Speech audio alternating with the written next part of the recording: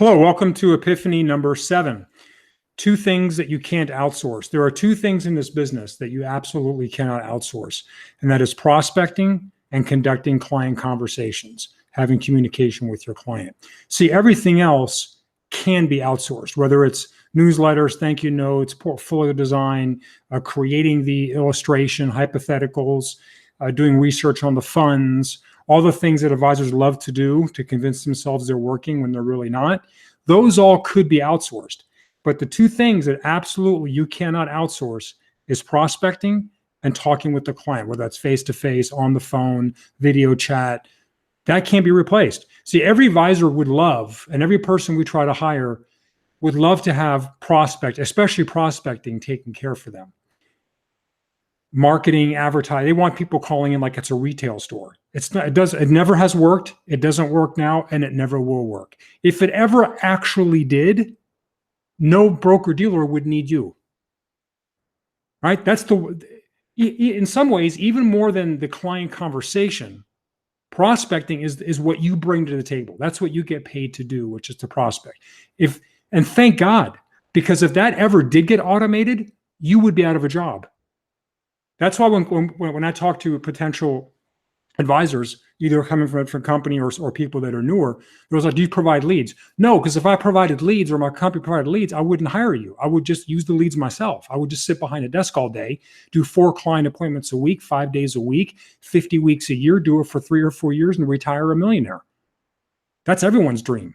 Out of 350,000 advisors in America, none of them have a leads program that actually works, not long-term. Because if it really worked well, every broker dealer or every sales manager would just do that and never hire another advisor. Of course you want to come on board and we just give you the leads. But it's because that doesn't work, because it has to be person to person, face to face, kneecap to kneecap, belly to belly, eye to eye, or on the phone or video chat. It has to be in person. We'll call that in person to make that connection with a human being. That's why they need you. Should be thankful that can't be outsourced, because if it can ever be outsourced, you'll be out, right? So you've got to recognize that, accept it, and actually embrace it. Don't run from it. Accept it. Same thing for the client conversations. That realistically can't be outsourced either. Even if a client knows what he or she wants, they contact you. At the end of the day, the one thing that you can't outsource, or one of the 2 things, the second one is that ultimate one-on-one actual connection where you go through in detail. You can email them. You can have your assistant call them. It's not the same when you sit down and explain to them, especially when they have questions, objections, concerns. Those 2 things cannot be outsourced. And to close the session with, I think, a great example is just think of a professional $1 million producer, someone that has a practice that produces $1 million or more. That's in revenue. That's not volume. Okay, that's almost $100,000 of revenue a month.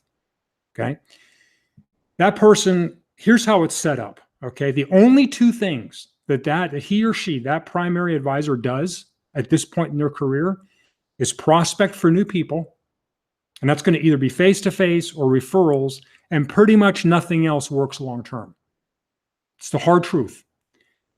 And 2, it's sit down with the client and meet them. Again, whether that's video chat, face-to-face, or even on the phone, it's still a live connection. Everything else is outsourced, right? Every other task in the practice, he or she has someone else doing it. Whether it's, again, creating the financial plan, printing the financial plan, emailing the plan, putting the paperwork together, getting the client to fill it out, all that stuff is handled by staff. Right. And as the bigger they get, the more and more they try to outsource or offset all those menial tasks. But I promise you, the 2 tasks that they never, ever outsource and never can outsource, and frankly don't want to outsource, is prospecting the person and then sitting down and having a conversation with that person. Okay. So embrace those 2 things. Don't try to sidestep them. Be glad. Now, one word of caution. The lesson of this epiphany is not that you should go outsource a bunch of work, because very few people in our industry and in Parsonext, as successful you are, we're a very successful company for a company that hires part-timers. We're better than any other part-time company I've ever seen by a large margin. We have part-timers that make more than full-timers in other part-time opportunities. Anyway, very few people in Parsonex make enough money and have enough activity to warrant having an assistant and outsourcing. And even the ones that warrant it, I don't know of anyone that actually do. So this is not saying, the message I'm not sending is, oh, for me to win now, I need to go get a secretary or an assistant or someone to help me outsource. That's not the message here. Okay, I don't have an assistant and I've got the biggest organization in Parsonex.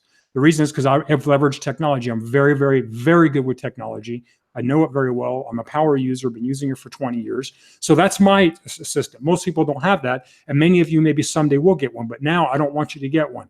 The message of this is that stop trying to avoid those two things. You're only really, really working when you're doing one of those two things: prospecting for people or meeting with the people.